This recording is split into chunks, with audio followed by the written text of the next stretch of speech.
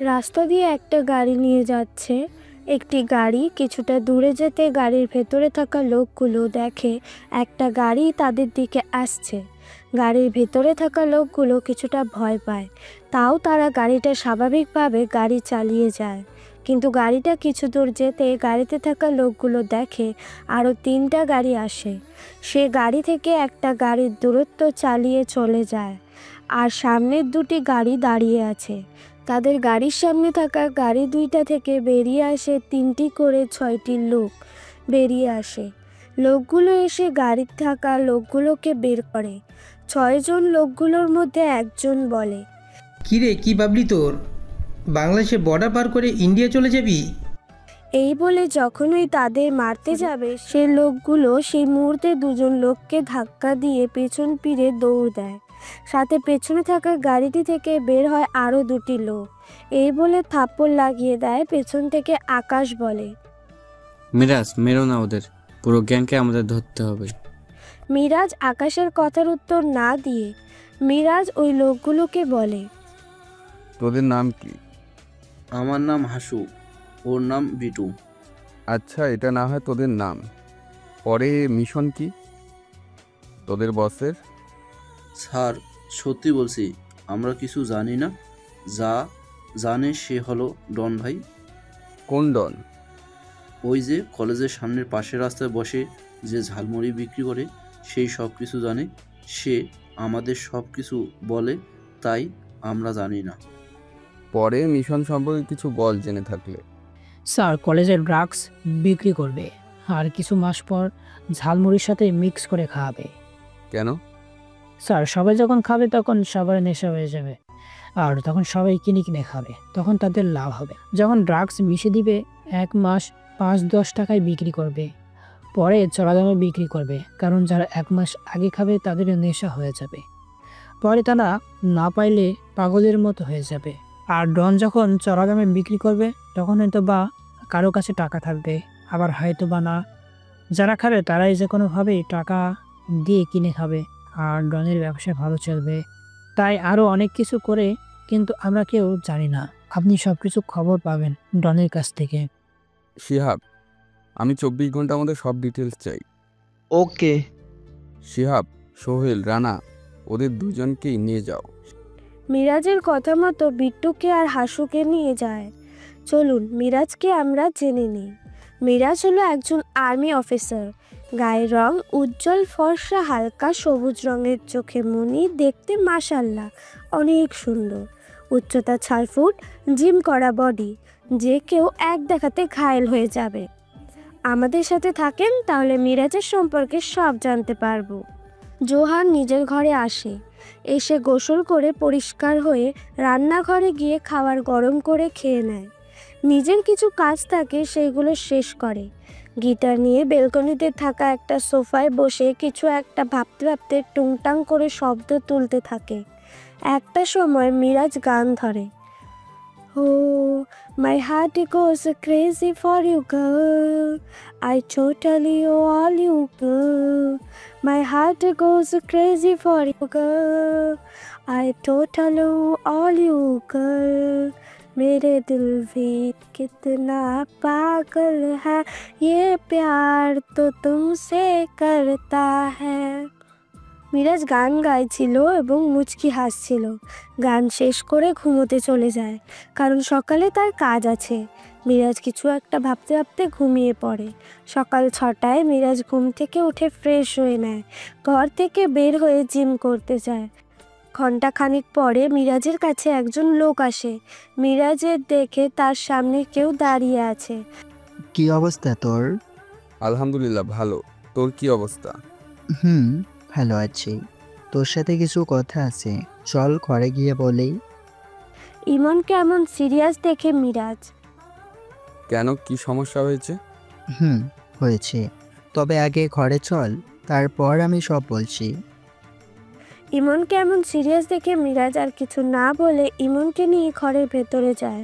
মিরাজ ইমনকে বলে, আমি রেডি হয়ে আসি, তুই 2 মিনিট বস।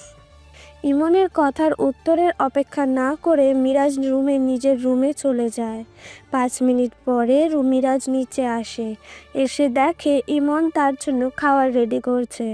মিরাজ গিয়ে ডাইনিং টেবিলে বসে আর ইমন ইমন বলে ডাকতে থাকে। কিছুক্ষণ পরে ইমন আসে, এসে বলে, এই নে তোর জুস। এখন বল কি হয়েছে। ইমন কিছুক্ষণ চুপ থেকে বলে, তুই যে 2 মাস আগে কলেজের সামনে রাস্তা দিয়ে হয়ে অফিসে আসছিলি, সে সময় তুই দেখেছিলি একটা ছেলে ড্রাগস কিনে নিচে অন্য ছেলের থেকে। সে ছেলেটা কাল রাত 3টায় মারা গিয়েছে। মিরাজ এতক্ষণ খাবার খাইছিল এটাই শোনার সাথে সাথেই বলে, কি? কিভাবে? যা বলছি আমি সত্যি বলছি। কাল ছেলেটার কাছে কোনো টাকা ছিল না, তাই সে ডনের ঘর থেকে চুরি করে ড্রাগস নিয়ে আসে, এনে নেশা করে। সে সময়টায় ডন কিভাবে জেনে যায়, তারপর যা হবার হয়ে গেছে। তোকে কে বলেছে এইসব তোর গুপ্তচর? আগে বলে নাই কেন? কারণ তোর মোবাইল অফ, তাই। মিরাজ পকেট থেকে মোবাইল বের করে দেখে তার মোবাইল সত্যি অফ। সে ঘুমানোর আগে ভুলে বন্ধ করছিল আর খোলার কথা মনে নেই মিরাজের। মিরাজ ইমনকে বলে, আচ্ছা চল বের হই। মিরাজের কথায় ইমনও মিরাজের সাথে যায়। গাড়িতে ইমন বলে, তুই কি আর বাড়ি যাইবি না? 3টা বছর হয়ে গেল। মিরাজ মুচকি হেসে বলে, যাব। আগেই কাজটা শেষ করিনি, তাহলেই যাব। মিরাজের কথায় খুশি হয় ইমন, কারণ মিরাজ সবার সাথে কথা বললেও দেখা হয় না, দেখেও না কেউ। কথার মাঝে কখন যে অফিসের সামনে চলে আসে নিজেরাই জানে না। গাড়ি থেকে নেমে অফিসের ভেতরে যায় দুজনে। অফিসের ভেতরে যেতে শুনে কাল রাতের খুনের করা কথা। তারা কিছু না বলে একটা রুমে গিয়ে বসতে, তখন একজন মেজর এসে, মিরাজ, ইমন, তোমরা সব কিছু জানো? জি স্যার, সব জানি। আজ প্রায় 6 মাস ধরে ড্রাগস ব্যবসা হচ্ছে, কিন্তু আমরা কেউ জানি না। যখন আমরা জানি তখন অনেক দেরি হয়ে যায়। কিন্তু আমাদের অনেক সতর্ক হতে হবে, যাতে ওরা জানতে না পারে সবার লিডার কে। আমরা কেউ জানি না। ডনকে ধরলে আমরা বলতে পারবো লিডারকে, তাই আমাদের সাবধানে থাকতে হবে। মেজরের কথায় তারা দুজনে হ্যাঁ জানায়। মিরাজ ইমন দুইজনে বসে থাকে। মেজরের উঠে রুম থেকে বের হয়ে যায়। দুজনে মেজরকে উঠে চলে যেতে দেখে একজন আরেকজনের দিকে তাকিয়ে নিজের মধ্যে কথা বলে উঠে দৌড়ে বের হয়ে যায়। অফিস থেকে ওদের দুইজনকে বেরোতে দেখে শিয়াব রানাকে বলে, কি হয়েছে ওদের? ওরা এইভাবে দৌড় দিল কেন? আমি তো ঠিক জানি না। আর কেউ কিছু না বলে চুপ করে নিজেদের কাজ করতে থাকে। এইদিকে স্যার ইমন ছাত্র সেজে কলেজে আসে, যাতে কেউ বুঝতে না পারে। মিরাজ ইমন দুজনেই একসাথে গিয়ে একজন ছেলেকে গিয়ে মিরাজ জিজ্ঞাসা করে প্রিন্সিপালের রুম কোন দিকে। ছেলেটা জিজ্ঞাসা করে, আপনারা কি নতুন? আমি কে সেটা না হয় পরে জানতে পারবে। প্রিন্সিপালের রুম কোন দিকে, ওদিকটা বলেন। 2 তলায় গিয়ে ডান পাশের 3 নাম্বার রুমটাই প্রিন্সিপালের রুম। মিরাজ ইমন দুজনে এক অপরকে দেখে দুজনে মিলে প্রিন্সিপালের রুমে যায়। প্রিন্সিপালের রুমের সামনে গিয়ে দাঁড়িয়ে ইমন বলে, স্যার আসবো? প্রিন্সিপাল কারো শব্দ শুনে সেদিকে তাকায়। প্রিন্সিপাল তাকিয়ে দেখে লম্বা লম্বা দুটি ছেলে দাঁড়িয়ে আছে। প্রিন্সিপাল ভ্রু কুঁচকে বলে, জি চিনলাম না তো। আচ্ছা আসুন, ভিতরে আসেন। মিরাজ ইমন দুজনেই প্রিন্সিপালের রুমে যায়। বসেন আপনারা। প্রিন্সিপালের কথায় মিরাজ ইমন দুজনে বসে পড়ে।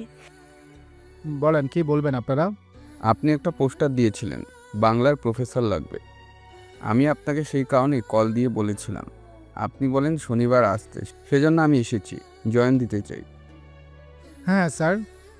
স্যার, আমি অনার্স ফার্স্ট ইয়ারে ভর্তি হয়েছি আজকে। হ্যাঁ, আমাকে নীল স্যার বলেছে তোমার কথা। ওকে, তুমি যাও, গিয়ে ক্লাস করো। ইমন প্রিন্সিপালের কথায় প্রিন্সিপালের রুম থেকে বের হয়ে চলে যায়।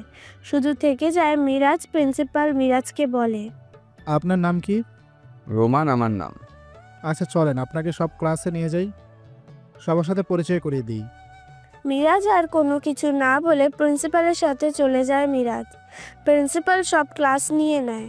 প্রিন্সিপাল মিরাজকে পরে একটা ক্লাসে নিয়ে যায়। মিরাজ ক্লাসে যেতে মিরাজ দেখে একজন, দেখে মনের ভেতর কেমন করে ওঠে। তারপরেও চুপ করে থাকে। প্রিন্সিপাল সবাইকে বলে, উনি হলো মিরাজ রোমান, উনি হলেন আমাদের নিউ বাংলার প্রফেসর। আপনি এই ক্লাসটা নিন, আমি চলে যাই, আপনি ক্লাসটা করেন। প্রিন্সিপাল বলে চলে যায়। মিরাজ সবার সাথে এক এক করে পরিচয় হয়ে নেয়। সবশেষে একটা মেয়ের সাথে পরিচয় হয়। মিরাজ বলে, নাম কি তোমার? আমার নাম মীরা। ওকে, বসে পড়ো। এ বলে মিরাজ আবারও ক্লাস নেয়। আধা ঘন্টা পরে মিরাজ ক্লাস নিয়ে চলে যায়।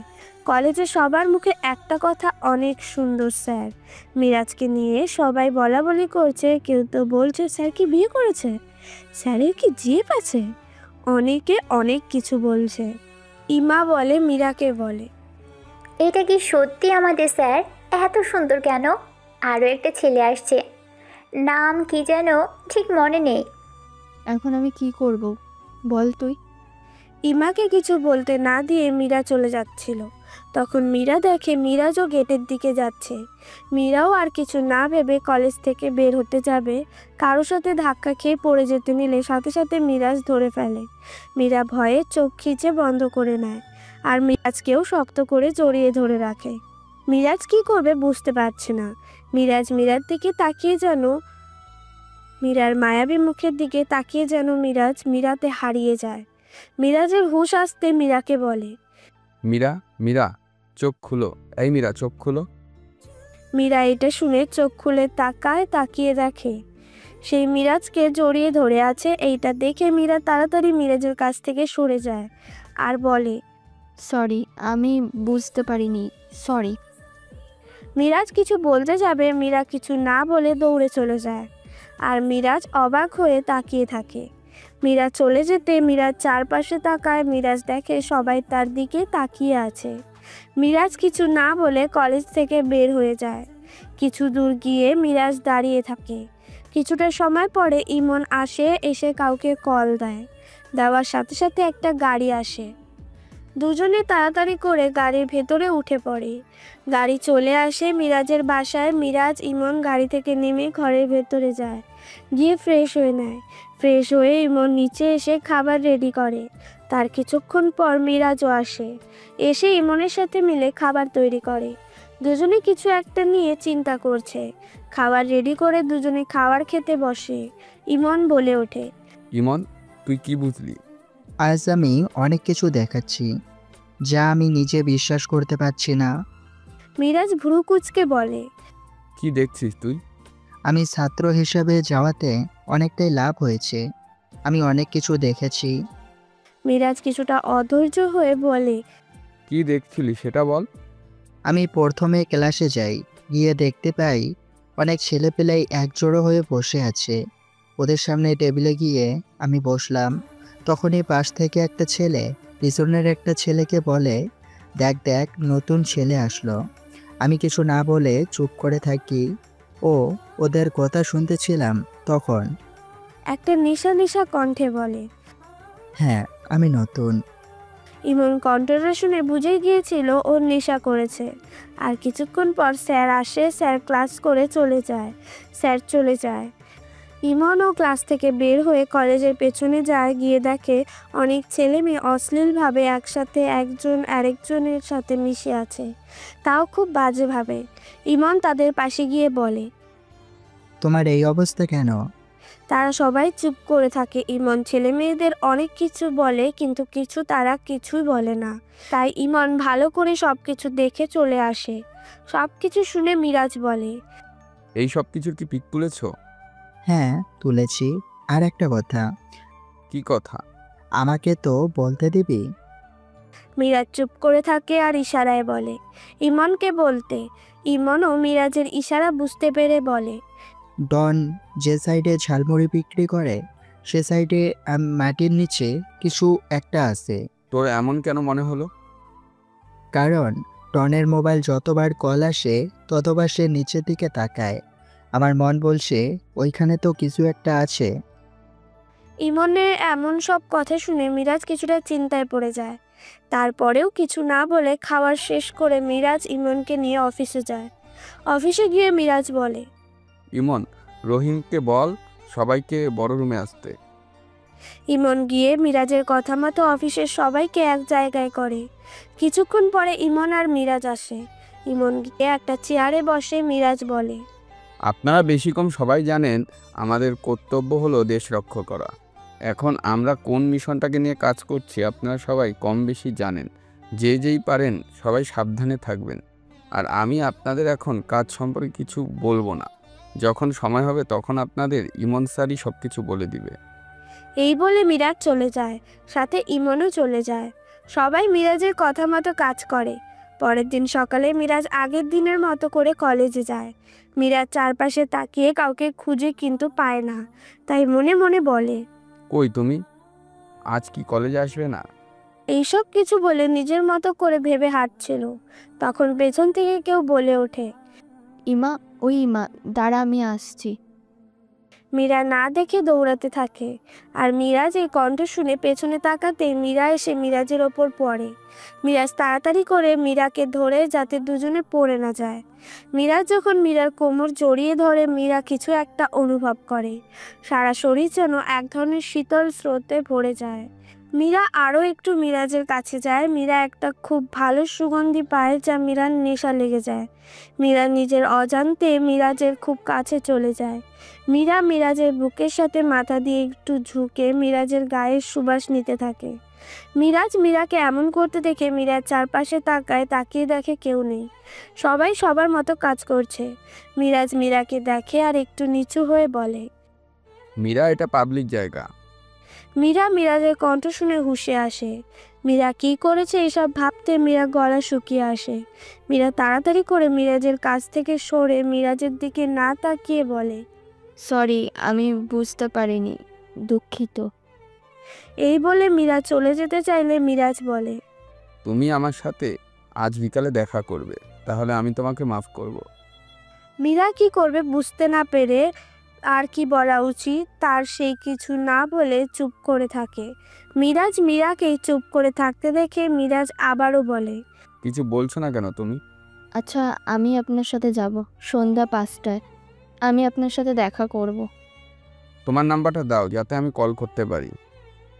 মীরা কিছু না বলে সোজা নাম্বারটা দিয়ে দেয়। এখন তুমি যাও, গিয়ে ক্লাস করো। মীরা না দাঁড়িয়ে চলে যায়। মিরাজও চলে যায় অফিস কক্ষে। 4 ঘন্টা পরে কলেজ ছুটি হয়ে যায়।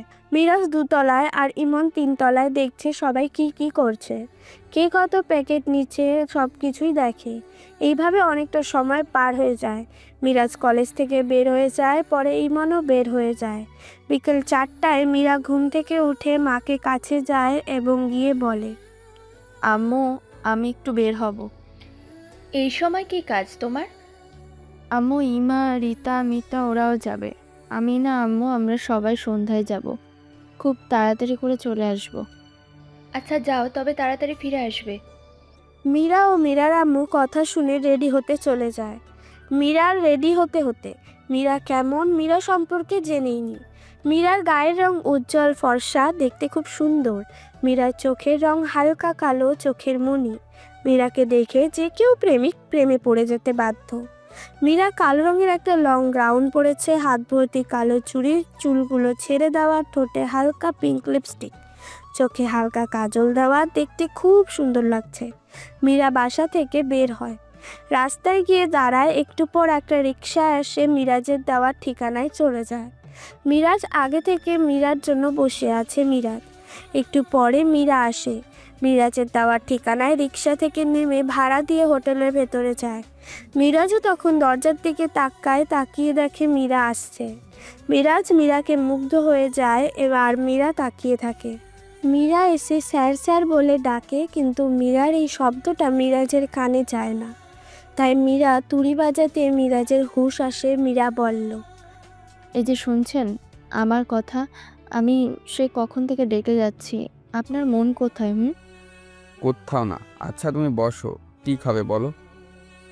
না, আমি কিছু খাবো না। আপনি কি বলবেন বলেন। আমার তাড়াতাড়ি বাসায় যেতে হবে, না হলে আম্মু বকা দেবে, আর আব্বু জানতে পারলে সমস্যা হবে। আচ্ছা বুঝলাম, তুমি কিছু একটা খাও। না, আমি কিছু খাবো না।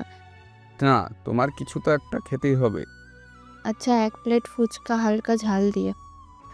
মিরাজ ও মীরার কথা মতো 1 প্লেট ফুচকা অর্ডার করে। একটু পরে ওয়েটার ফুচকার প্লেট এনে দেয় আর মীরা নিয়ে খাওয়া শুরু করে। খাওয়ার মাঝে বলে, আপনি খাবেন না? আপনার জন্য অর্ডার করেননি কেন? আমি খাই না এগুলো, তুমি বললে তাই অর্ডার দিলাম। তুমি খাও, আমি খাবো না। আচ্ছা, আপনি না হয় অন্য কিছু খান। এই বলে মীরা জোরাজোরি করে মিরাজকে খাওয়ার জন্য, তাই মিরাজও বাধ্য হয়ে খায়। মিরাজ খেয়ে মীরার দিকে তাকায়, দেখে মীরা খাচ্ছে আর ঝালে মীরার ঠোঁট লাল হয়ে গেছে, তাও মীরা খাচ্ছে। মিরাজ একধেনে তাকিয়ে থাকে মীরার ঠোঁটের দিকে। একটু পর চোখ বন্ধ করে আবারও চোখ খুলে বলল, আর খেও না, চলো এখন। মীরার এই কথা শুনে ভ্রু কুঁচকে বলে, কি হয়েছে আপনার হঠাৎ এমন বলছেন কেন? তোমার ঝালে চোখ দিয়ে পানি হচ্ছে, আর সে কিনা তুমি খেয়েই যাচ্ছ। আরে না, কিছু হবে না, আগেও আমি অনেকবার খেয়েছি। আর এইটা বলতে মিরাজ বলে, আগে আর এখন কোনো কথা নেই, তুমি এখন আমার সাথে চলো। এই বলে মিরাজ মীরাকে নিয়ে চলে হোটেল থেকে বের হয়ে আসে আর পাশে একটা পার্কে যায়। মিরাজ মীরাকে একটা জায়গায় বসিয়ে মিরাজ চলে যায়। কিছুক্ষণ পরে ফিরে আসে। মীরা বলে, কই গেলেন আপনি? এত ভুট্টা বাদাম, নাও এটা তোমার, খাও তুমি। আমি খাবো না, আপনি খান। আমি বলছি যেহেতু তোমায় খেতেই হবে। মিরাজ মীরাকে আর কিছু বলতে না দিয়ে মীরাকে খাওয়ার জন্য দেয়। মীরাও চুপ করে খেতে থাকে। দুজনে চুপ করে থাকে। মিরাজ বলে, তোমাকে আমি একটা কাজ দিব, তোমাকে সেটা করতে হবে। কি কাজ? তুমি প্রতিদিন আমার বাসায় যাবে আর আমি যা যা বলবো সেইগুলো করবে। অসম্ভব, আমি কোনোদিনও করব না এসব কাজ। তুমি যদি না করো তাহলে আমি এটা সবাইকে দেখাবো, এটা ছবি দেখিয়ে। আপনি এটা কবে তুলছেন? আমি তুলি নেই, আমার একটা ফ্রেন্ড তুলেছে। মীরা এখন কি করবে বুঝতে পারছে না। মীরা মনে মনে বলে, এখন আমি কি করব? স্যার এটা কি করলো? এটা যদি কেউ দেখে ফেলে তাহলে তো আমি শেষ। মিরাজ দেখে মীরা কিছু একটা ভাবছে। মিরাজ বলে, আমি এই ছবিটা বলতে মীরা তাড়াতাড়ি করে বলে, আমি করব, আপনার সব কাজ করব, আপনি শুধু বলেন আমি কি করব। ওকে, তুমি কলেজে ছুটি হলে আমার বাসায় যাবে, তখন আমি বলে দেব। আচ্ছা, তাহলে এখন আমি যাই। তোমার নাম্বারটা দাও আমাকে। কেন? তুমি যদি কোনো চালাকি করো তাই আর কি। মীরা আর কিছু না বলে মিরাজকে নাম্বার দিয়ে দেয়। মিরাজও নাম্বার নেয়। মীরা বলে, তাহলে আমি যাই। ওকে এসো, আমি তোমাকে গাড়িতে উঠিয়ে দিই। মিরাজ মীরাকে গাড়ি ঠিক করে দেয়। এটাতে করে মীরা চলে যায়। মীরা ঠিক আগের মতো কলেজে যায়। মিরাজও যায়, কিন্তু কেউ কারো সাথে কথা বলে না। মিরাজ একটা বারও মীরার দিকে তাকায় না। মীরা এতে কষ্ট পায়। চোখ দিয়ে এক ফোঁটা পানি গড়িয়ে পড়ে, যা মিরাজের চোখে পড়ে যায়। মীরা কিছুটা দূরে মিরাজকে দেখে মীরা সরে যায়। মিরাজ মীরা সরে যেতে দেখে কিছু একটা মনে করে মীরার পেছনে মিরাজও যায়। মিরাজ দেখে মীরা দৌড়ে উপরে উঠে যাচ্ছে। মিরাজ দেখে মীরা করিডোরের একপাশে গিয়ে দাঁড়িয়ে থাকে আর কান্না করতে করতে বলে, কেন হচ্ছে এমন আমার সাথে? আমার কেন কষ্ট হচ্ছিল? দুদিনের পরিচয়ে কি এসব কিছু হয়? আমি কি তাকে ভালোবাসি? কিন্তু এটা সম্ভব না, না কোনোদিনও আমাদের কিছু হবে। তাহলে ওনাকে নিয়ে এমন অনুভূতি কেন?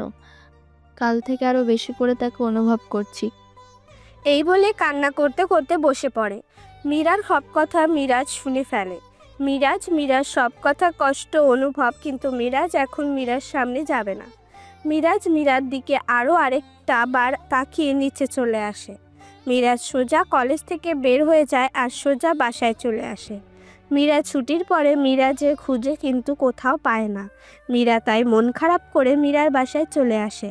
মীরা খাওয়া দাওয়া করে কিছু সময় রেস্ট করে মিরাজের বাসায় চলে আসে, কিন্তু এসে দেখে কেউ নেই।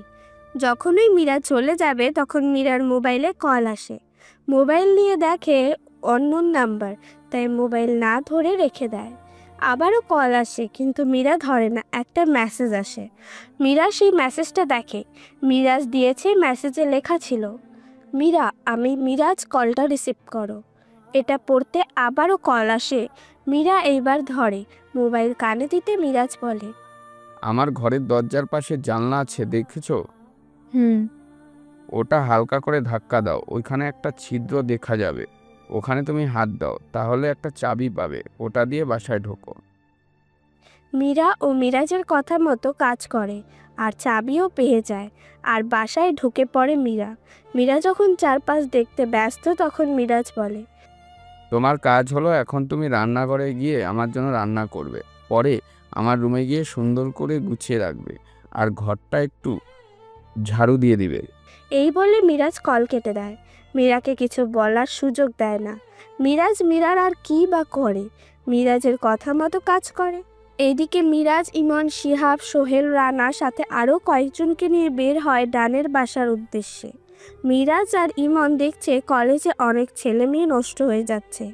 ডন হাসুকে বলেছিল 1 মাস পরে বিক্রি করবে, কিন্তু ডন টাকার লোভ সামলাতে না পেরে এখন থেকে ড্রাগ বিক্রি করছে। এই সব কিছু তথ্য পেয়ে আর দেরি না করে ডন কল ধরতে যায়। বাজারঘাট এসে মিরাজের গাড়ি থামে। গাড়ি থেকে সবাই এক এক করে নেমে পড়ে আর মিরাজ ইশারায় কাজ করতে থাকে। মিরাজ গিয়ে ডনের ঘরের দরজায় ঠুকঠুক করে। কিছুটা সময় পর ডন দরজা খোলে। ডন দেখে কেউ পেছনে ফিরে, কেউ দাঁড়িয়ে। তাই ডন বলে, জি কে আপনি? আমি নির্জন, আমি আপনার কাছে ঝালমুড়ি নিতে চাই। দেন না, কিছু খেতে পাইনি, খুব জ্বলছে, দেন না ভাই। মিরাজ আকুতি মিনতি করতে থাকে। একটু পরে ডন, আচ্ছা আমি দিচ্ছি, আসেন ভেতরে আসেন, এই যে। মিরাজও চুপ করে বসে থাকে। যখন ডন সরে যায় মিরাজ ঘরের চারপাশে তাকায় আর ততক্ষণে মিরাজ, শিহাব, রানা আরও কয়েকজন সহ মিলে ঘরে ঢোকে আর চারিদিকে থেকে ঘিরে ফেলে। ডন মিরাজের কাছে আসে, তখন ওই ইমন, শিহাব মিলে পেছন থেকে ডনকে ধরে ফেলে। মিরাজ বলে, ডন মামা? কি নাম তো? ডন, রাইট? ডন তখনও কিছু বুঝতে পারছে না। কি বুঝতে পারছিস না তো? ডন মাথা নাড়িয়ে বলে, তোর ঝালমুড়ি তুই খা। ইমন, ওকে নিয়ে যা আমার সামনে থেকে। সবাই মিলে ডনকে নিয়ে যায়। মিরাজ আরও 3 ঘন্টা পরে বাসায় আসে। এসে সোজা ওপরে যেতে সোফার ওপর চোখ যায়। দেখে মীরা গুটিসুটি মেরে শুয়ে আছে, চোখের কোণায় স্পষ্ট পানি।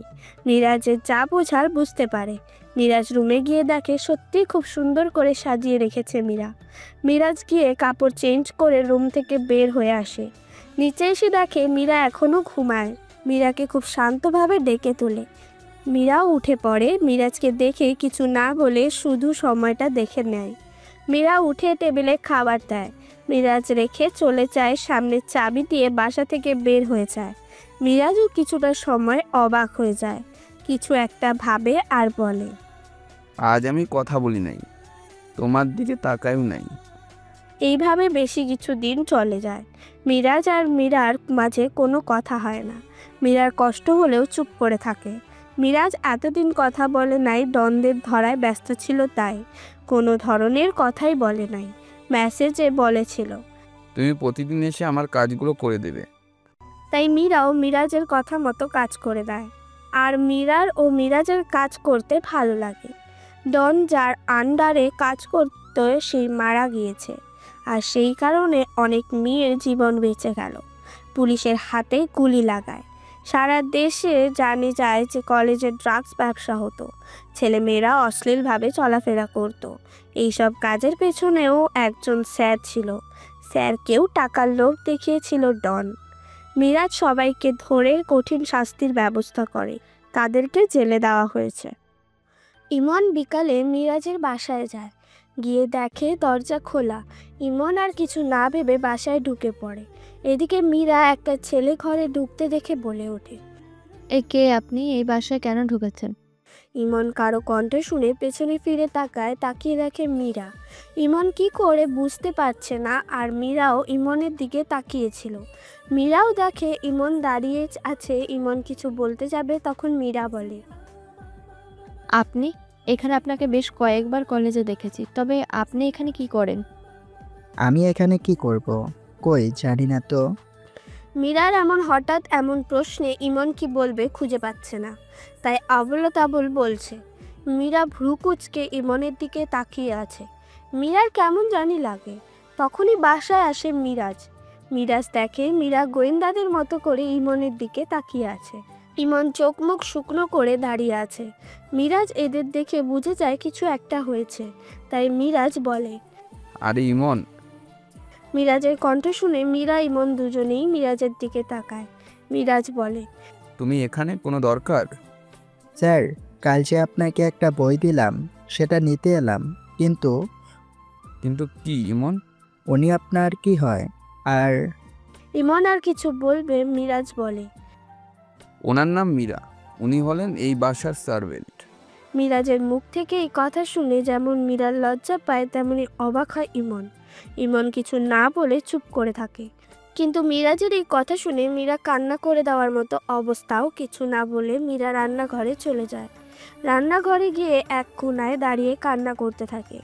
মিরাজ ইমনকে বলে, তুই চলে যা, রাত 4টায় আসিস। আচ্ছা, কিন্তু মিরাজ, তুই এটা ঠিক করিস নাই। মীরা খুব কষ্ট পাচ্ছে। আচ্ছা, আমি দেখে নিচ্ছি। এই বলে মিরাজ ইমনকে ঘরের দরজা অবধি ছেড়ে দেয়, পরে দরজা বন্ধ করে আসে। রান্নাঘরের দিকে যায়, দেখে মীরা রান্না করছে। মিরাজ চুপচাপ হয়ে মীরার পেছনে গিয়ে দাঁড়িয়ে, তাও মীরা বুঝতে পারে না। মিরাজ আর না পেরে পেছন থেকে মীরাকে জড়িয়ে ধরে। এদিকে হঠাৎ করে মীরাকে জড়িয়ে ধরাতে মীরা একটু কেঁপে ওঠে, যা মিরাজও বুঝতে পারে। মীরা বুঝতে পারে কেউ তাকে জড়িয়ে ধরেছে, তাই ছাড়াতে চাইছে। মীরা অনেক চেষ্টা করে ছাড়াতে পারে না। মীরা না পেরে কান্না করতে করতে বলে, প্লিজ আমাকে ছেড়ে দিন। কে আপনি? দেখুন, আপনি কিন্তু ভালো করছেন না, প্লিজ ছেড়ে দিন। তাও দেখে ছাড়ছে না, তাই মীরা আরও বেশি কান্না করে। মিরাজ মীরার কানের কাছে মুখ নিয়ে ফিসফিসিয়ে বলে, মীরা, আমি মিরাজ। মীরার এটা শুনে রাগ লাগে। মীরা মিরাজকে জোর করে ছাড়িয়ে নেয়, তারপর রাগে দুঃখে মিরাজকে জোর করে একটা থাপ্পড় দেয়। মিরাজ থাপ্পড় খেয়ে গালে হাত দিয়ে দাঁড়িয়ে থাকে। মীরা বলে, কি পেয়েছেন আমাকে আপনি? এতদিন আপনি যা বলতেন আমি তাই করতাম। কেন জানেন? ওই ছবিটার কারণে। ওটা যদি সবাই দেখে তখন কি ভাববে সেটা ভেবে চুপ ছিলাম। আর ছবি দেখে সবাই তো আমাকে খারাপ বলবে, আপনাকে তো বলবে না। এই বলে মীরা কান্না করতে করতে বসে পড়ে। মীরা সব কথা শুনে আর বলে, সরি, আমি বুঝতে পারিনি। এখন তুমি উঠো, আমার সাথে চলো। সরি দিয়ে আমি কি করব? আপনি আমাকে অনেকটা কষ্ট দিয়েছেন, যা আমি কোনোদিনও ভুলবো না। এই বলে মীরা যখনই চলে যাবে তখন মিরাজ মীরার হাত ধরে ফেলে আর মীরাকে বলে, মীরা প্লিজ তুমি যেও না, প্লিজ। মীরা, যদি এখন যাও তাহলে মনে করে একটিবার এসো, আমি তোমাকে কিছু কথা বলবো। কথাগুলো শোনার পরেও যদি আমার কাছে আসতে ইচ্ছা না করে তাহলে আসিও না, আমি তখন আর কিচ্ছু বলবো না। আর এইটা নাও, যখন তুমি আমার কাছে আসবে তখন এই কিছু জিনিস আছে সেগুলো পরে আসবে। প্লিজ মীরা, আমার শেষ কথাটা রাখো। মীরা কিছু না বলে প্যাকেটটা নিয়ে মীরা চলে যায়। মিরাজও মন খারাপ করে সোফায় বসে পড়ে। রাতে মীরা অনেক কল মেসেজ দেয়, কিন্তু মীরার কোনো উত্তর দেয় না। মীরার কোনো উত্তর না পেয়ে মিরাজ রাত 3টায় গাড়ি নিয়ে মীরাদের বাসার সামনে যায়। গিয়ে গাড়ি থেকে নামে, চারপাশে তাকিয়ে দেখে কেউ নেই। পকেট থেকে মোবাইল বের করে মীরাকে কল দেয়, কিন্তু মীরাকে পায় না। মিরাজ উপরে তাকিয়ে দেখে কেন বেলকনিতে আছে কিনা। বেলকনিতে আছে, তার পাশে একটা গাছ আছে। মিরাজ আর কিছু না ভেবে উঠে পড়ে, গাছ বেয়ে উঠে বেলকনিতে যায়। মিরাজ বেলকনিতে দেখে দরজা আছে, কিন্তু দরজা খোলা। মিরাজ দরজা দিয়ে রুমে আসে, দেখে কেউ নেই। তাই মিরাজ রুম থেকে বের হয়ে আর বাকি রুমে দেখে, কিন্তু কোথাও মীরা নেই। মিরাজ হতাশ হয়ে বাড়ি ফিরে যায়। মিরাজ সারা রাত ঘুমায়নি। মীরা ছিল ইমাদের বাসায়। মিরাজের কথা শুনে মীরা কান্না কিছুতেই থামাতে পারছে না, তাই মীরা ইমাদের বাসায় চলে যায়। যখন মীরার আম্মু কল দেয় তখন ইমা বলে, আন্টি, মীরা তো ঘুম অনেক ডাকছে কিন্তু উঠেই নাই। আচ্ছা, কোনো কাউকে ছোট করা উচিত না, কারণ সেই আপনার যে কেউ হতে পারে। মিরাজ মজা করে বলেছিল মীরা, কিন্তু এটা মীরা এক বুক ভরা কষ্ট পেল। সকালে মিরাজের একটু ঘুম আসতে ইমনের কল আসে। মিরাজ কল ধরতে ইমন বলে, কিরে, তুই কি কলেজে যাবি না? গিয়ে কাজটা করে আসি, আর এমনিতেই অনেক কাজ পড়ে আছে। তুই কলেজে আয়। এই বলে কল কেটে দেয়। মিরাজও উঠে ফ্রেশ হয়ে নেয়, রেডি হয়ে নিচে আসে। আর কিছু না খেয়ে কলেজের উদ্দেশ্যে বের হয়ে পড়ে। কলেজে গিয়ে মিরাজ আর ইমন মিলে প্রিন্সিপালের রুমে যায়। প্রিন্সিপালের রুমের সামনে গিয়ে দাঁড়ায় আর প্রিন্সিপালের স্যারকে মিরাজ বলে, স্যার আসবো? স্যার আপনি? আমি। প্রিন্সিপাল দেখে মিরাজের সাথে ইমনও দাঁড়িয়ে আছে। প্রিন্সিপাল মিরাজদের বলে, আসেন আপনারা। প্রিন্সিপালের কথায় মিরাজ আর ইমন দুজনেই প্রিন্সিপালের রুমে গিয়ে দাঁড়ায়। প্রিন্সিপাল তাদের বলে বসতে, তাই মিরাজ আর ইমন বসে পড়ে। স্যার আমি এই কলেজে কিছু কাজে এসেছিলাম, এখন আমার কাজ শেষ, তাই আমি রিজাইন দিতে চাই। কেন, কি হয়েছে? আপনার কি কোনো সমস্যা? না, আমার কোনো সমস্যা হয়নি, কিন্তু আমি অন্য জায়গাতে কাজ করি, তাই এটা করতে পারবো না। প্রিন্সিপাল কিছু বলতে যাবে তখন ইমন বলে, স্যার আমিও টিসি চাই। প্রিন্সিপাল একটু অবাক হয়ে যায় আর মিরাজ আর ইমনের দিকে তাকিয়ে মনে মনে বলে, এরা কি দুইজনে একই দিন আসলো আবার একই দিন চলেও যাচ্ছে? প্রিন্সিপালের কেমন সন্দেহ লাগছে ইমন আর মিরাজকে। মিরাজ স্যারকে দেখে বলে, আমরা দুজনই আর্মি অফিসার, এখানে ড্রাগস যারা এত দিন ধরে বিক্রি করেছে আমরা তাদের ধরতে এসেছি, কিন্তু এখন আমাদের এখানে আর কাজ নেই, তাই চলে যাচ্ছি। মিরাজ কথা শুনে প্রিন্সিপালের মাথায় যেন আকাশ ভেঙে পড়ল। প্রিন্সিপাল অবাক হয়ে বলে, আপনারা আর্মি অফিসার? মিরাজ ইমন কিছু না বলে চুপ করে থাকে। মিরাজ প্রিন্সিপালের কথার উত্তরে একটা মিষ্টি করে হাসি দেয়। প্রিন্সিপালও আর কোনো কথা না বাড়িয়ে বলে, আচ্ছা স্যার, আপনার যেমন বলবেন তেমন হবে। মিরাজ ইমন প্রিন্সিপালের রুম থেকে বের হয়ে আসে আর মিরাজ মীরাকে খুঁজতে থাকে, কিন্তু মিরাজ মীরাকে পায় না। একটা সময় মিরাজ ইমাকে দেখতে পায়। মিরাজ ইমার কাছে যায় আর ইমাকে ডাকে, আর ইমা বলে, ইমা দাঁড়াও। জি স্যার, বলুন আপনি কি আমাকে ডাকছেন? আর কিছু বলবেন? বলো। কি বলবেন? মীরা কই? মীরা তো আজকে আসেনি। ও আসে নাই কেন? কারণ মীরার গায়ে কালকে মাঝরাতে খুব জ্বর আসে, তাই সে আসেনি। মিরাজ মীরার অসুস্থ কথাটা শুনে মিরাজের বুক কেঁপে উঠল। মিরাজ কোনো রকম নিজেকে সামলে বলে, মীরার কি হয়েছিল? স্যার আমি তেমন কিছু জানি না, কিন্তু কালকে 7টায় আমাদের বাড়িতে কেমন একটা অবস্থায়, যা দেখে আমার কেমন লাগছে, তাও ওকে কিছু বলিনি। মীরা এসে আমাকে শক্ত করে জড়িয়ে ধরে কান্না করে দেয়। কাল মীরা আমাদের বাসায় ছিল। মাঝরাতে আমি ঘুমের মধ্যেই গোঙানোর শব্দ শুনতে পাই, সাথে সাথে আমার ঘুম ভেঙে যায়। পাশ ফিরে দেখি মীরা কাঁপছে, তাই আমি মীরার গায়ে হাত দিয়ে দেখি, ওর গায়ে হাত দিয়ে বুঝে যায় ওর খুব জ্বর, সারা শরীর জ্বরে পুড়ে যাচ্ছিল। সকালে আন্টিকে কল দিয়ে আমি সব বলি। ঘণ্টাখানেক পর আন্টি এসে মীরাকে নিয়ে যায়। ইমার সব কথা শুনে বুঝতে আর বাকি নাই যে মীরা খুব কষ্ট পাইছিল, যার জন্য সে সারা রাত কান্না করতে করতে একসময় মাথা ব্যথায় মীরার গায়ে জ্বর আসে। আচ্ছা ধন্যবাদ, তুমি এখন যাও। মীরা এখন বুঝতে পারে নিজের অজান্তেই মীরাকে সে কতটা কষ্ট দিয়েছে। মিরাজ ইমন দুজনেই চলে যায় কলেজ থেকে। মিরাজ নিজের কাজে লেগে যায়। রাতে মীরার বাড়ির সবাই ঘুমিয়ে আছে, কিন্তু একমাত্র ঘুম নেই মীরার চোখে। তার চোখ দিয়ে ঝরছে অঝোর ধারায় পানি। মীরা উপরে সিলিং দিকে তাকিয়ে বলে ওঠে, আচ্ছা আমার সাথে কেন এমন হলো? আমি তাকে একবারও বলিনি যে তাকে ভালোবাসি, কিন্তু সে কি আমাকে ভালোবাসবে? আর সে কালকে আমার সাথে এমনই বা কেন করলো? আমি যে তাকে ভালোবাসি, কিন্তু তাকে সেটা কি করে বলবো? সে কি আমাকে মেনে নেবে? আর আমার পরিবার তাকে কি মেনে নেবে? এইসব বলতে বলতে একটা সময় ঘুমিয়ে পড়ে মীরা। এদিকে মিরাজ নিচে দাঁড়িয়ে আছে, চারপাশে ভালো করে দেখে নিয়ে আগের মতো করে সেই রুমটিতে যায়। মিরাজ রুমে গিয়ে দেখে মীরা গুটিসুটি মেরে শুয়ে আছে। মিরাজ মীরার কাছে যায়, মীরাকে খুব কাছ থেকে দেখে। তখনই মিরাজ দেখে মীরা চোখ বন্ধ দিয়ে পানি গড়িয়ে পড়ছে। মিরাজ হাত দিয়ে মুছে দেয়। মিরাজ মীরার কপালে হাত দিয়ে দেখে মীরার গায়ে হালকা জ্বর আছে। মিরাজ মীরার একটা হাত শক্ত করে ধরে বলে, মীরা সরি, আমি শুধু মজা করতে চাইছিলাম, প্লিজ তুমি আমাকে ভুল বোঝো না প্লিজ মীরা। এইসব বলছিল তখনই মীরার ঘুম ভেঙে যায়। মীরা অনুভব করে কেউ তার হাত শক্ত করে ধরে রেখেছে, কিন্তু সেটা কে মীরা জানে না। তাই মীরা দেখার জন্য চোখ খুলে মীরা দেখে মিরাজ তার হাত শক্ত করে ধরে আছে। মীরা মিরাজের দিকে কিছুক্ষণ তাকিয়ে থাকে। মীরা নিজের হাত মিরাজের কাছ থেকে ছাড়িয়ে নেয়।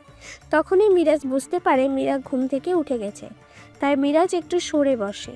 মীরা বলে, আপনি এখানে এত রাতে কি করেন? হ্যাঁ, আপনার লজ্জা করে না একজন কাজের লোকের বাসায় আসতে? আর আপনি বা কেমন? হ্যাঁ, এত রাতে একটা মেয়ের রুমে আসেন? তুমি শান্ত হও প্লিজ, আমি তোমাকে সব কিছু বলবো। মীরা রাগের মাথায় বলে। কি শান্ত হব আমি? আপনি তো সেই আমাকে। এই বলতে মিরাজ মীরার মুখ মিরাজের হাত দিয়ে চেপে ধরে আর বলে, চুপ, একদম চুপ। ভয় করে না তোমার? আমি এত রাতে একটা ছেলে যদি তোমার কোনো ক্ষতি করি তখন? আপনার যদি আমাকে কিছু করার ইচ্ছে থাকতো না তাহলে আপনার ঘরেই করতে পারতেন, এখানে আসতেন না আপনি। এত বিশ্বাস আমার উপর? আমি তো আপনাকে বিশ্বাস করতে চাইনি। আপনি নিজে নিজের জায়গাটা তৈরি করেছেন। কেমন জায়গা? পরে না হয় একসময় বুঝতে পারবেন, তবে এখন সেটা আপনি বুঝতে পারবেন না। মীরা, আমি তোমাকে কিছু কথা বলতে চাই, প্লিজ একটু মন দিয়ে শোনো। মীরা মিরাজের কথার কোনো উত্তর না দিয়ে চুপ করে থাকে। তাই মিরাজ নিজে বলা শুরু করে। দেখো মীরা, আমি ওই দিন ইচ্ছে করে কিচ্ছু বলিনি, আমি শুধু মজা করতে চাইছিলাম। কিন্তু আমার কথাটাও সত্যি যে আমিও সেই মজা করেছি। এইসব বিষয় নিয়ে কেউ মজা করে না। মীরা সরি, প্লিজ মাফ করে দাও মীরা। তোমাকে আজ বলেছিলাম যে আমার বাসায় যেতে, কিন্তু তুমি যাওনি। তুমি কালকে যে যাবে, প্লিজ এরপর থেকে কোনো দিন তোমার কাছে আসবও না। আমি তোমাকে যেতেও বলবো না। আমি তোমার থেকে অনেক দূর হারিয়ে যাব, প্লিজ মীরা। এইদিকে মিরাজের এই কথায় কালকের মিরাজের বলা কথাগুলো মনে পড়ে যায়। সাথে এখন বলা মিরাজের কথাগুলো তাকে কষ্ট দিচ্ছে মীরাকে। তাই মাথা নিচু করে রাখে। মীরা নিজের চোখের পানি আটকে রাখার চেষ্টা করে কিন্তু পারে না। পরে মীরা কান্না করে দেয়। মীরা মুখ দিয়ে নিচু করে কান্না করতে থাকে। মিরাজ দেখে মীরা মাথা নিচু করে আছে। তাই মিরাজ বলে, কি হয়েছে মীরা? তোমার কি খারাপ লাগছে? মীরা, এই মীরা। এই বলে মীরার মুখ উপরে তুলে ধরে মিরাজ দেখে মীরা কান্না করছে।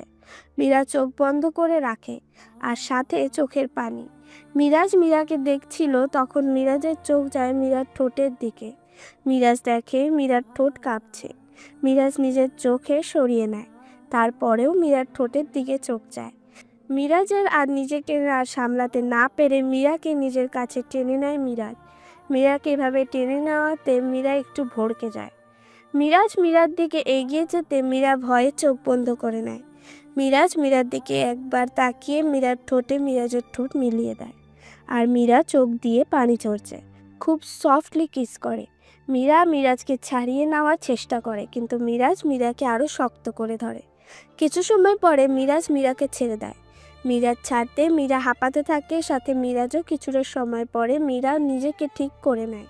আর মীরা রাগের মাথায় মিরাজকে বলে, আপনি এটা একদম ঠিক করেননি। আপনার সাহস কী করে হলো আমার গায়ে হাত দেওয়ার? আপনি কি আমার কাছ থেকে একবারও জিজ্ঞেস করেছেন? মীরা আরও কিছু বলতে যাবে, তখনই মিরাজকে দেখে কিছুটা ভয় পায় মীরা। কারণ মিরাজের চোখ টকটকে লাল বর্ণ ধারণ করেছে। মীরা প্রতিটি কথা মিরাজ কষ্ট পায়। মিরাজ মীরাকে ভয় পেতে দেখে মীরা বলে, সরি মীরা, আমার ভুল হয়ে গেছে। মীরা, তুমি কালকে সন্ধ্যায় আমার বাড়িতে যাবে। এরপর থেকে না হয় তুমি আর যেও না। এই বলে মীরা চলে যায়। যেভাবে আসে সেইভাবে। মীরা যাওয়ার পরে মীরা বলে, এখন কি হয়েছে আপনার? কিছু তো বুঝলাম না। আমাকে কিছু বলতেও দেননি আপনি। মীরা নিজে নিজে এইসব বলছিল। সকালে মীরা কলেজে যায়, ক্লাসও করে। এদিকে মীরা মনে মনে মিরাজকে খুঁজে যাচ্ছে, কিন্তু কোথাও মীরাকে দেখতে পাচ্ছে না। এইতে মীরা একটু চিন্তায় পড়ে যায়। কলেজও ছুটি দিয়ে দেয়, কিন্তু কোথাও মিরাজকে পায় না।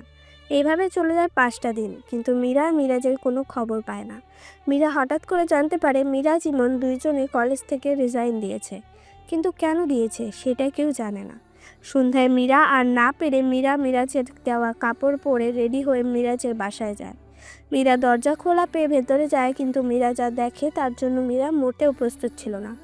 মীরা দেখে ঘরের দরজা থেকে নিয়ে সারা ঘরের মেঝেতে বিছানো আছে লাল গোলাপি পাপড়ি, যা দেখতে খুব সুন্দর লাগছে।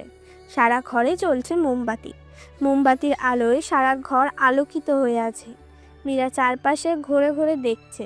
মীরা আর কিছু না ভেবে শাড়ি একটু উপরে তুলে মীরা সিঁড়ি বেয়ে উপরে উঠে আসে। মিরাজের রুমে ঢুকতে মীরা একটা চিরকুট পায়, দরজার সাথে লাগানো। মীরা কাগজটা নেয়। কাগজে লেখা, মীরা, তুমি আমার রুমে এসে দাঁড়াও। ও রুমের কোনো লাইট দিবে না। মীরা রুমের ভিতরে যায়। মীরা আসার একটু পরে মিরাজ এসে মীরার সামনে দাঁড়ায়। মিরাজ মীরাকে ভালো করে দেখে। মিরাজের দেওয়া লাল গ্রাউন্ড পরে তার সাথে ম্যাচ করে পড়েছে। কানের দুল, হাতের চুড়ি দেখতে খুব সুন্দর লাগছে। মীরা বলে, আপনি কেমন আছেন? আছি কোনো রকম। কি হয়েছে আপনার? দেখবে কি হয়েছে? দেখব। মিরাজ হাঁটু মুড়ে বসে পড়ে মীরার সামনে। মীরা কিছুটা অবাক হয়। মিরাজ বলে, মীরা, আমি কিচ্ছু জানি না কবে কোন সময় কি করে যে তোমাকে ভালোবেসে ফেলি। যেদিন তোমাকে প্রথম দেখি সেই দিন তোমার জন্য আমার মনে অনুভূতি জন্মায়। আমি অনেক চেষ্টা করি তোমার থেকে দূরে থাকার, কিন্তু আমি পারিনি। অনেক ভালোবাসি মীরা, প্লিজ মীরা। মীরা খুব খুশি হয়, কিন্তু মীরার পরিবার কি মেনে নেবে সেটা ভেবে মীরা মিরাজের কাছে যায় না। মিরাজ বলে, মীরা প্লিজ একবার এসো আমার কাছে। আসলে আমি কোনোদিনও তোমাকে ছাড়বো না, বিশ্বাস করো। এই বলে সাথে সাথে মিরাজের চোখ থেকে এক ফোঁটা পানি গড়িয়ে পড়ে যায়, যা মীরার চোখে পড়ে। মীরা মিরাজের কাছে গিয়ে হাঁটু মুড়ে বসে পড়ে, মিরাজের দিকে হাত বাড়িয়ে দেয়। মিরাজ তা দেখে মুচকি হাসে। মীরা হাতে ডায়মন্ডের রিং পরিয়ে দেয় আর খুব শক্ত করে জড়িয়ে ধরে। মীরাও মিরাজকে জড়িয়ে ধরে, বলে, আমি আপনাকে খুব ভালোবাসি। কবে থেকে? জানি না কখন আপনাকে ভালোবেসেছি, নিজেই তো বুঝতে পারিনি। মিরাজ মীরাকে ধরে দাঁড় করায়। মীরাকে দিয়ে রুমের সাথে লাগানো বেলকনিতে যায়। গিয়ে দুজনে দোলনাতে বসে। তারা নিজেদের মধ্যে অনেক গল্প করে। একটা সময় মিরাজ দেখে মীরা তার কাঁধে মাথা রেখে আর একটা হাত শক্ত করে জড়িয়ে ধরে ঘুমিয়ে আছে। মিরাজ এটা দেখে মুচকি হেসে দেয়। মীরাকে কোলে করে তুলে নেয়। মীরাকে বিছানায় শুয়ে দিয়ে পাশে মিরাজও শুয়ে পড়ে, কিন্তু কোনোভাবে মীরাকে ধরে না। মিরাজ আর কোনোভাবে ঘুম আসে না, তাই মিরাজ একইভাবে মীরার দিকে তাকিয়ে আছে। কিছুটা সময় পার হয়ে যায়। মিরাজের মোবাইলে কল আসতেই মিরাজের হুঁশ আসে। মিরাজ উঠে মোবাইলটা হাতে করে নিয়ে বেলকনিতে চলে যায়। মিরাজ যেতে মীরাও ঘুম থেকে উঠে পড়ে। উঠে দেখে মিরাজ কার সাথে কথা বলছে, তাও কোনো রকম শব্দ ছাড়া। এইভাবে অনেকটা সময় কথা বলার পরে মিরাজ রুমে আসে। মিরাজ রুমে এসে দেখে মীরা উঠে বসে আছে। মিরাজ বলে, মীরা, তুমি উঠে গেছো কেন? সকাল হতে তো অনেক দেরি, তুমি ঘুমিয়ে পড়ো। আপনি ঘুমাবেন না? তুমি ঘুমাও, আমি পরে ঘুমাবো। আপনি আমার পাশে আসেন। কেন? আমি আসতে বলেছি। আপনি কি এখন আসবেন, নাকি আমি বাসা থেকে বের হয়ে যাব? মিরাজ আর কিছু না বলে মীরার পাশে শুয়ে পড়ে। একটু পরে মীরা মিরাজের বুকে মাথাটা রাখে আর খুব শক্ত করে জড়িয়ে ধরে মিরাজ তাড়াতাড়ি করে বলে ওঠে, কি করছো তুমি? সরো। কেন? যখন আপনি জড়িয়ে ধরে কিস করেন তখন? তখন একটা কথা আর এখনেরটা আরেকটা কথা। আরেক কথা মনে? তাহলে আমি করে দেখাই। এই না না, আপনি শুয়ে আমাকে শক্ত করে জড়িয়ে ধরেন, তাহলেই হবে। মিরাজ ও মীরার কথা মতো জড়িয়ে ধরে দুজনেই ঘুমের দেশে পাড়ি দেয়। এইভাবে চলে 3টি মাস। মীরা জানতে পারে মিরাজ একজন আর্মি অফিসার। এতে মীরা খুশি হয়। 3 মাসে মিরাজের কোনো দিন মীরার বাসায় গিয়ে থাকতো, না হলে মীরা এসে থাকতো। মীরা আর মিরাজ মাঝে মাঝে ঘুরতে যেত। এদিকে ইমন আর ইমা চুটিয়ে প্রেম করছে। ইমার কোনো বাবা মা নেই। মীরার মা বাবাকে বাবা মা বলে। মীরার বাবা মাও ইমাকে নিজের সন্তানের মতো মনে করে। এইভাবে তাদের ভালো দিন যাচ্ছে। মিরাজ একদিন মীরাকে কল দেয়। মীরা কল ধরতে মিরাজ বলে, মীরা, আমি বাড়িতে যাচ্ছি, তোমার সাথে সেইখানে গিয়ে যোগাযোগ করব। আচ্ছা। মিরাজ মীরাকে কিছু বলার সুযোগ না দিয়ে কল কেটে দেয়। মীরাও এতে কিছুটা কষ্ট পায়, তাও মীরা চুপ করে থাকে। মীরা চলে যায়। মীরার সাথে একটা বারও দেখা করে না। মিরপুর রোড 11-তে এসে একটা গাড়ি দাঁড়ায়। তার থেকে নেমে আসে মিরাজ। মিরাজ গাড়ি ভাড়া দিয়ে নিজের ঘরের দিকে যায়। মিরাজ ঘরের সামনে দাঁড়িয়ে আছে। মিরাজ ঘরের দিকে তাকিয়ে মিরাজ বলে, বাহ, ঘরটা অনেক সুন্দর করে বেঁধেছে। আমি 7টা বছর পরে এসেছি। আচ্ছা, মা আমায় দেখলে কেমন করবে? এই বলে মিরাজ ভেতরে যায়। মিরাজ গিয়ে দেখে পাশের ঘরে কয়েকজন বসে আছে। তার সামনে বসে আছে মিরাজের ছোট বোন মিতা, তাও শাড়ি পরা অবস্থায়। মিরাজ মনে মনে বলে, মিতাকে আর ছেলেপক্ষ দেখতে আসছে। কই, মা তো আমাকে বলেনি। এইসব বলছে তখনই মিরাজকে ছেলেদের পক্ষ থেকে আসা মানুষগুলোর মধ্যে একজন মহিলা মিরাজকে দেখে ফেলে। মহিলাটি বলে ওঠে, আরে আপা, এই ছেলেটা কে? অনেক সুন্দর তো। এইটা বলার সাথে সাথে বাসার ঘরে থাকা প্রত্যেকটা মানুষ মিরাজের দিকে তাকায়। কেউ কিছু বলার আগেই মিরাজের মা মিরাজকে বলে, আরে হাবু, তুই কবে আসলি? তোরে না বলছিলাম আরও আগে আসতে? তোর আপামনির বিয়ের কথা চলছে। কি রে, চল আমার সাথে। হাবু, চল। মিরাজ আর কিছু না বলে মায়ের পেছনে যায়। একটু পরে মিরাজের বাবাও আসে। মিরাজের মা বলে, কি রে, তুই কবে আসলি? হ্যাঁ, তুই কেন আসলি? তুই কি জানিস না আমাদের কাছ থেকে কতজন টাকা পাবে? আর তোর বোন মিতার বিয়ের কথা চলেছে, সেদিকেও কত টাকা হবে, আর তুই কিনা চলে আসলি। বাবা, মা, আমি কেমন আছি তোমরা তো একটাবারও জিজ্ঞেস করবে না? আমি তো দেখছি তুই তো ভালো আছিস, না হলে কি তুই এইখানে আসতি? মিরাজ এইদের এমন কথা শুনে খুব অবাক হয়। তুই কেন আসলি বল? আমি এখন মিতা, কি করে বিয়ে দেব? মিরাজ মিরাজের মার কথা শুনে অবাকে পড়ে অবাক হচ্ছে। মিরাজ বলে, মা, তুমি এমন করছো কেন? আমি 7টা বছর পরে এসেছি, কোথায় তুমি জিজ্ঞেস করবে আমি কেমন আছি? এতদিন আমি কি করেছি করি নেই, কি খেয়েছি খাইনি, তুমি কোথায় জিজ্ঞেস করবে? তা না করে তুমি বলছো টাকা। আমি তোর সাথে পরে কথা বলছি, এখন বাসায় মেহমান আছে। এই মিতার বাবা, চলো আমার সাথে। মিরাজের বাবা মা চলে যায় বসার ঘরে। মিরাজ কোনো কিছু বুঝতে না পেরে মিরাজ রুমে চলে যায়। মিরাজ নিজের রুমে দেখে অবাক হয়ে যায়, কারণ এই 7টা বছর আগে যেমনটা রেখে গিয়েছিল তেমনটাই আছে। মিরাজ কোনো এক অজানা কষ্টের কারণে তার চোখ দিয়ে পানি গড়িয়ে পড়ে। কিছুটা সময় পরে মিরাজ নিজেকে ঠিক করে নেয়। মিরাজ রুমের চারপাশে একবার তাকিয়ে সারা পরিষ্কার করে নেয়। একটু পর গিয়ে গোসল করে নেয়। মিরাজ খুব ক্লান্ত থাকায় বিছানায় শুয়ে পড়ে, আর সাথে সাথে মিরাজের ঘুম চলে আসে। এদিকে মীরা মিরাজকে কল দিচ্ছে, কিন্তু মিরাজের মোবাইল বারবার বন্ধ বলছে। মীরা কী করবে বুঝতে পারছে না। মীরা ইমনকেও কল দেয়। মীরা ইমনকে কল করে বলে, ভাইয়া উনি কই আপনি কি জানেন? ওনাকে সে কবে থেকে কল দিচ্ছি, কিন্তু আমি কিছুতে ওনাকে পাচ্ছি না ভাইয়া। আমার খুব কষ্ট হচ্ছে ভাইয়া, উনি কোথায় একটু দেখেন না প্লিজ। এই বলতে বলতে মীরা কান্না করে দেয়। মীরা সেই সকাল থেকে মিরাজকে কল দিচ্ছে, সন্ধ্যার পরেও অনেক কল দেয়, কিন্তু মিরাজের কোনো খবর ছিল না। মীরা সারাদিন কিছু আর খায় না, শুধু সময় গুনতে থাকে কবে মিরাজ কল দিবে। মীরার আম্মু অনেকবার ডাকে মীরাকে খেতে, কিন্তু মীরা কিছুই খেতে চায় না। মীরা কিছুতে যায় না।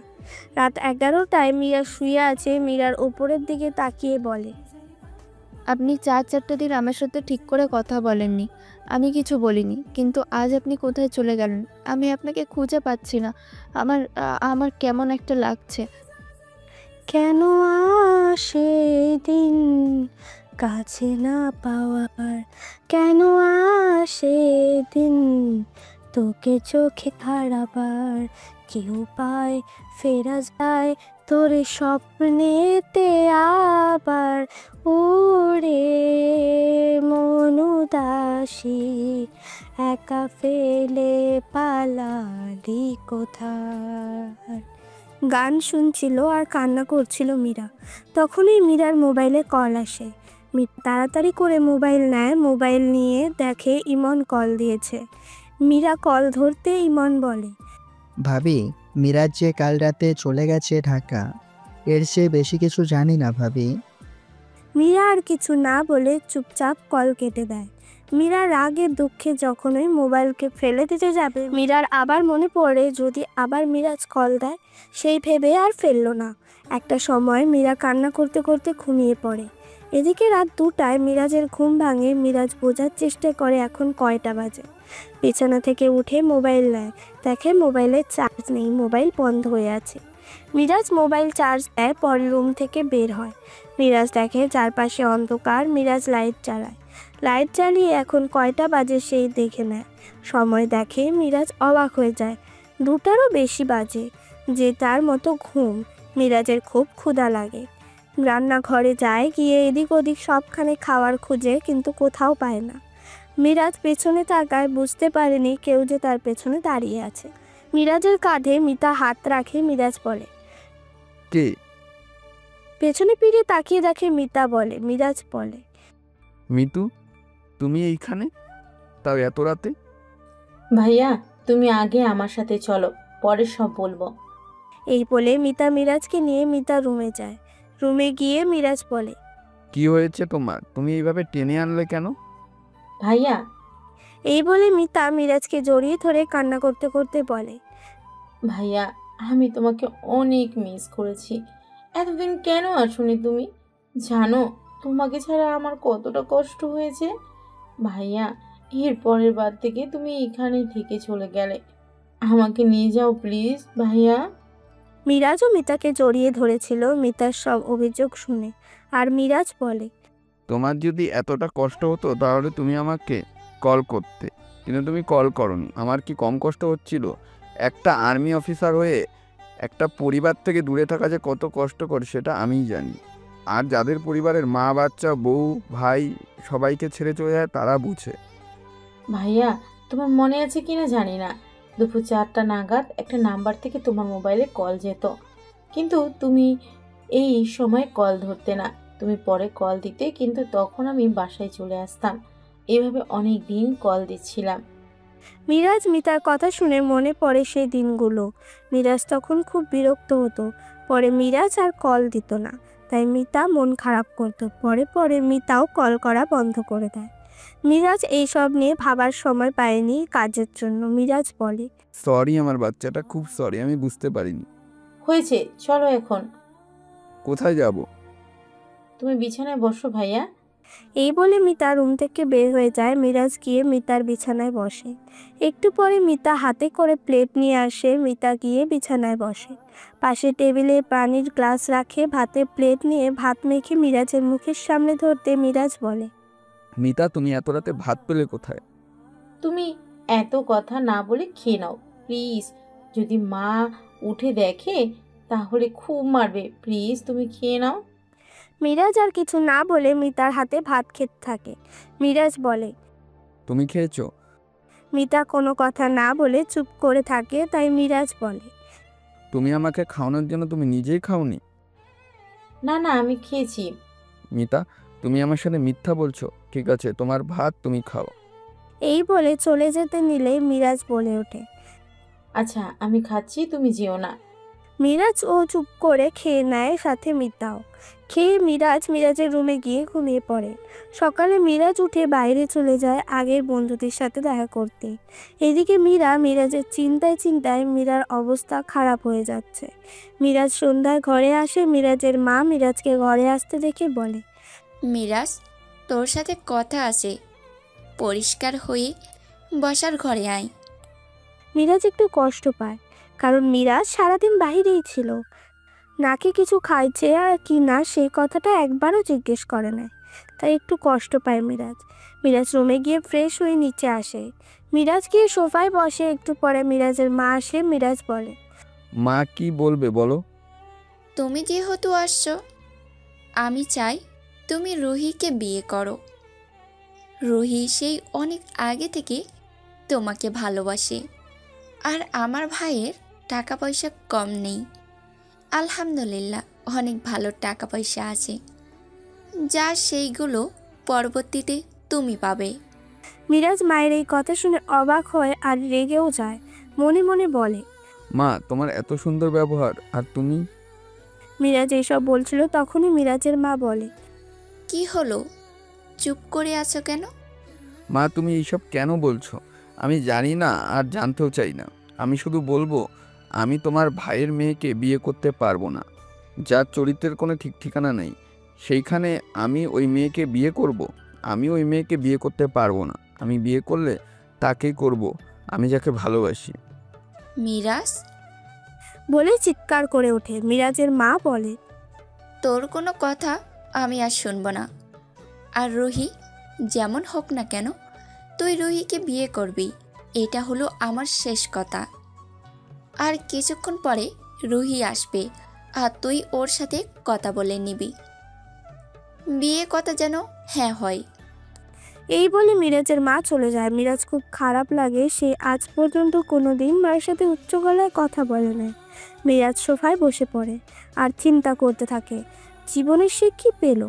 তখনই পাশে এসে মিতা বসে। মিরাজ তার দিকে একবার তাকিয়ে আবারও চোখ সরিয়ে নেয়। মিতা বলে, ভাইয়া তুমি সাবধানে থাকবে, রুটি আসছে। মিতা এমন কথা মিরাজ ভুল কুচকে বলে, এই রুটিটা কে? কেন? ওই মা বলল তোমাকে বিয়ে করতে। মিরাজ মিতার কথা বুঝতে পারে, হেসে দেয়। ও, তাহলে রুহির নাম রুটি। মিতা কিছু বলতে যাবে তখনই রুহি চিৎকার করে, মম মম কই তুমি? মিরাজের মা দৌড়ে আসে আর বলে, রুহি মা, তুমি চলে এসেছো? মম চলে এসেছি। আচ্ছা মম, তুমি কেমন আছো? এই তো, আমি ভালো। আচ্ছা মম, সে কোথায়? এই তো। রুহি মিরাজের দিকে এগিয়ে যায়। মিতা বলে, ভাইয়া ভাগো ভাগো, রুটি আসছে, পালাও। মিরাজও মিতার কথা শুনে উঠে দেখে ও না দেখার ভান করে তাড়াতাড়ি করে চলে যায়। যা দেখে মিতা হাসতে হাসতে শেষ। রুহি এসে বসে আর মিতাকে বলে, কি হলো এটা বলো তো? রুহি আপি, তেমন কিছু না, ওই নাকি ভাইয়ার বউ নাকি কল করেছে, এটাই বললো আমাকে। তোমার ভাইয়া বিয়ে করেছে? আমাকে তাই বললো ভাইয়া। আমি কিছু বলতে যাব তখনই উঠে চলে গেল। রুহির আগে চিৎকার করে, মম মম কই তুমি? তোমার ছেলে বিয়ে করে ফেলেছে আর তুমি কিনা বলছো আমি তাকে বিয়ে করব? মিরাজ ব্যাগ গুছিয়ে নামতে নামতে বলে, আমি কাউকে বিয়ে করিনি, আর তোমার মতন চরিত্রহীন মেয়েকে কি করে বিয়ে করব? মিতা ভাইয়ের মুখে এমন কথা শুনে মুখ টিপে হাসতে থাকে। রুহি বলে, কি? রুটিকে? কেন, তুমি হলে রুটি, আর তোমাকে আমি অনেকবার চট্টগ্রামে দেখেছি। তুমি চট্টগ্রামে কি করো আর আমাকে দেখলে কি করে? তুমি যে বাজে কাজ করো, পরের বার থেকে ভিডিও করে আমি পাঠাবো। তখন তুমি পপকর্ন আর সাথে যে কোনো জুস নিয়ে বড় টিভির সামনে বসে দেখবে। সাথে তোমার গুণধর মা বাবা আর তোমার মমকেও ডেকে নেবে। মিরাজ যে রুহি সবকিছু ফাঁস করে দিবে রুহি বুঝতে পারেনি।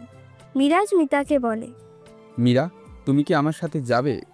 মীরা, তুমি কি আমার সাথে যাবে? আমি চলে যাচ্ছি, আর কোনোদিনও ফিরে আসবো না। তুমি যদি চাও আমার সাথে আসতে পারো। ভাইয়া তুমি একটু ওয়েট করো। মিতা নিজের রুমে যায়, গিয়ে 2টা ব্যাগ নেয়। এ নিয়ে একটা গহনা আর একটা টাকা পয়সা ভরে নেয়, আরেকটাতে কিছু কাপড় আর কিছু প্রয়োজনীয় জিনিস ভরে নেয়। নিজেকে পরিপাটি করে ব্যাগ নিয়ে নিচে নেমে আসে। সবাই মিতার দিকে তাকায়। মিরাজ বলে, তোমার 2টা ব্যাগ কেন? মিতা নেমে এসে বলে, এটা অনেকগুলো গহনা আছে যা তোমার বউয়ের জন্য করে রেখেছি, আর আমার কিছু আছে, সাথে 6 থেকে 7 লাখ টাকার মতো আছে। মিরাজের মা এই কথা শুনে অবাক হয়ে বলে, তোমার এত টাকা কোথায় পেলে? আর তুমি আমাকে দাওনি কেন? টাকাগুলো আমাকে দাও। আমি এখানে থাকবো না, তাই আমি তোমাকে এই টাকা দিব না। কেন? তুমি কই যাবে? আর টাকাগুলো আমাকে দেবে না তো কাকে দেবে? এই টাকাগুলোতে তোমার হক নেই, যার হক আছে তাকে দিব। এগুলো কার টাকা? কেন ভাইয়া? এগুলো ওর টাকা কিভাবে হয়? সেই 7টা বছর ছিল না তাহলে? না থাকলে কি হবে? 7টা বছরে যে টাকাগুলো দিচ্ছিল সেই টাকাগুলো, এইখানে যার অর্ধেক আমি নিতাম সেই টাকাগুলো। এই বলে 1 মিনিটও না দাঁড়িয়ে মিতা ঘর থেকে বের হয়ে আসে, যা মিরাজের মায়ের খুব রাগ লাগে। মিরাজকে বলে, কেন আসলি তুই? তুই মরে যেতে পারলি না এই ঘরে? তোর কি আছে? তোর জন্য আমার একটা সন্তান মারা গেছে, তুইও মরে গেলে আমি খুব খুশি হতাম। এই বলে কান্না করতে থাকে। মিরাজ শক্ত হয়ে দাঁড়িয়ে থাকে। মা বলল কি, আমার জন্য কেউ মারা গেল? তাই বলে ছোট থেকেই মায়ের অবহেলা? ইয়া আল্লাহ, আমি কিভাবে সহ্য করব? ভাইয়া প্লিজ শান্ত হো, প্লিজ চলো, আমি এইখানে আমি আর থাকবো না, আমাকে নিয়ে চলো। কিছু সময় পর মিরাজ মিতাকে নিয়ে বের হয়ে যায়। বাস কাউন্টারে এসে টিকিট কেটে গাড়িতে বসে। এদিকে মীরা সারাদিন কিছু না খেয়ে খালি পেটে থাকে। মীরা কিছু খেতে ভালো লাগে না, সারা একা একা থাকে, কারোর সাথে আগের মতো ঠিক করে কথাও বলে না। বাসে মিরাজের নিজের অতীত নিয়ে ভাবছে। ফ্ল্যাশব্যাক। মিরাজ যখন 9 বছর, তখন মিরাজের ভালোবাসার কোনো কমতি ছিল না। তাকে সবাই আদর করতো, আদরে আদরে ভরিয়ে রাখতো মিরাজকে। কিন্তু একদিন কি হলো কেউ জানে না। মিরাজের মা হঠাৎ করে মাথা ঘুরে মাটি পড়ে যায়, আর তার হাতে মাটিতেই রক্তের কারণে লাল হয়ে যায়। তা দেখে সবাই ভয় পেয়ে যায়। মিরাজ চিৎকার করে বলেছিল, মার কি হয়েছে? আমি মার কাছে যাব। ও বাবা, বাবা, তুমি আমাকে মার কাছে নিয়ে চলো না প্লিজ বাবা। মা এইভাবে মাটিতে শুয়ে আছে কেন? ও বাবা, বলো না। কিন্তু সেই দিন মিরাজের কথা কেউ উত্তর দেয়নি। সেই দিনের ছোট্ট মিরাজটা কোনোদিনও বুঝতে পারেনি তার ভুল কোথায় ছিল, কিন্তু তাকে সহ্য করতে হয়েছে সবার মারধর, অবহেলা। এইভাবে অনেকটা দিন কাটিয়ে দেয়। পরে আর্মির কাজ করে ভালো টাকা পায়, তা সবসময় ঘরে পাঠিয়ে দেয়। কিন্তু মিরাজের মা এখন টাকাকে ভালোবাসে, মিরাজকে নাই। মিরাজ এইসব ভাবছিল আর কান্না করছিল। হঠাৎ করে বাস থামায়। মিরাজ মিতার দিকে তাকায়, তাকিয়ে দেখে মিরাজের এক হাত জড়িয়ে ধরে বিড়াল বাচ্চাদের মতো ঘুমিয়ে আছে। মিরাজ চারপাশে তাকায়, তাকিয়ে দেখে চট্টগ্রামের অনেকটাই কাছে চলে আসে। আধা ঘন্টা পরে বাস চালানো শুরু করে। সকাল 9টায় বাসে এসে থামে। মিরাজ মিতাকে উঠিয়ে নেমে পড়ে। আরেকটা গাড়ি ঠিক করে মিরাজ মিতাকে নিয়ে মিরাজের বাসার দিকে রওনা দেয়। মীরা কলেজে যাওয়ার জন্য মিরাজও বের হয়। গাড়িতে করে আসে, মাঝ রাস্তায় জ্যামে পড়ে। মীরা কিছুটা বিরক্ত হয়। মীরা তাই বাইরে তাকায়, তাকিয়ে দেখে মিরাজ একটা গাড়িতে বসে আছে, সাথে একটা মেয়ে। মিরাজকে শক্ত করে জড়িয়ে ধরে বসে আছে। তা দেখে মীরার দুনিয়া ঘুরে ওঠে। মীরা কিছু না বলে গাড়ি ড্রাইভারকে টাকা দিয়ে সোজা হাঁটতে থাকে আর কান্না করতে থাকে। আর অসাবধানতার কারণে মীরা দেখে নাই যে একটা গাড়ি তার কাছে আসছে। আর তখনই মীরাকে একটা গাড়ি এসে খুব জোরে ধাক্কা দেয় আর মীরা গিয়ে অনেক দূরে পড়ে। রাস্তায় অ্যাক্সিডেন্ট হতে থেকে সব ড্রাইভাররা গাড়ি চলাচল বন্ধ করে দেয়। মীরার গাড়ি চলতে না দেখে মিরাজ ড্রাইভারকে বলে, কি হচ্ছে ভাই? গাড়ি আবার থামালেন কেন? একটু বসেন, কি হয়েছে আমি দেখতেছি। ড্রাইভার সামনে গিয়ে দেখে একটা মেয়ে রক্তাক্তভাবে মাটিতে পড়ে আছে। ড্রাইভার আবারও গাড়ির কাছে ফিরে আসে। মিরাজ বলে, কি হয়েছে ভাই? আরে ভাই বসেন না তো, একটা মেয়ে রক্তাক্তভাবে মাটিতে পড়ে আছে। এই কথা শুনে মিরাজের বুক কেঁপে ওঠে। মিরাজ একটু দেরি না করে গাড়ি থেকে বের হয়ে মীরার কাছে যায়। মিরাজ ভিড় ঠেলে সামনে যা দেখে তার জন্য মোটেও প্রস্তুত ছিল না মিরাজ। মিরাজ যেন বিশ্বাস করতে পারছে না আর মীরা এইভাবে মাটিতে পড়ে আছে। মীরা চিৎকার করে বলে ওঠে। আশেপাশে থাকা মানুষগুলো মিরাজের দিকে তাকিয়ে আছে। মিতাও মিরাজের পিছু পিছু আসে। এসে ভাইকে এমন করতে দেখে অবাকে মিরাজ মীরার কাছে যায়। মীরাকে কোলে নিয়ে বলতে থাকে, মীরা, এই মীরা, চোখ খুলো না প্লিজ, তোমার কিচ্ছু হবে না। এই কলিজা, তোমাকে ছেড়ে আমি কি করে থাকবো? এই বাবুর আম্মুটা, চোখ খুলো না। মীরা একটা জোরে নিঃশ্বাস নেয়। তা দেখে মিরাজ ভয় পেয়ে যায়। মীরা হালকা হালকা করে চোখ খোলে। মিরাজের গালে একটা হাত রেখে জোরে নিঃশ্বাস নিতে নিতে বলে, আমি আপনাকে অনেক ভালোবাসি, কিন্তু আমি আপনাকে নিজের করে পেয়েও পাইনি। কেন এমন হলো? আর একটা কথা, আপনি বাবা হতে চলেছেন, কিন্তু এই বাচ্চা আপনার হলেও আমি আপনাকে দেব না। মিরাজ মীরার কথা কিছু বুঝতে পারে না। তারপরেও সে এটা বুঝে সেই বাবা হবে। আর মিরাজ মীরাকে চোখ বন্ধ করতে দেখে মীরা বলে চিৎকার করে ওঠে। মীরা বলতে ডাকতে থাকে। মিতা মিরাজকে কোলে করে বলে, ভাইয়া, ভাবিকে হসপিটালে নিয়ে চলো না, না হলে ভাবি বড় কিছু হয়ে যাবে। এই কথাটা মীরা শুনতে পায়, কিন্তু সে কিছুতেই চোখ খুলতে পারে না। মীরার খুব কষ্ট হচ্ছিল। মিরাজ একটা গাড়ি ঠিক করে মীরাকে হসপিটালে নিয়ে যায়। হসপিটালে গিয়ে মিরাজ ডাক্তার বলে চিৎকার করতে থাকে। সাথে ডাক্তারও আসে। ডাক্তার মীরা এমন অবস্থা দেখে বলে, নার্স, ওটি রেডি করুন তাড়াতাড়ি। স্যার, ওটি রেডি আছে। ডাক্তার হালকা রেগে বলে, তাহলে আমার দিকে তাকিয়ে আছো কেন? নিয়ে যাও, তাড়াতাড়ি নিয়ে যাও। মীরাকে ওটিতে নিয়ে যায়। মিরাজ হাঁটু মোড়ে বসে পড়ে আর কান্না করতে থাকে। মিতা পাশে এসে বলে, প্লিজ ভাইয়া, কান্না করিও না, ভাবি ঠিক হয়ে যাবে। মিরাজের মোবাইলে কল আসে। মিতা কল ধরে। হ্যালো। কই তুই? কি হয়েছে তোর?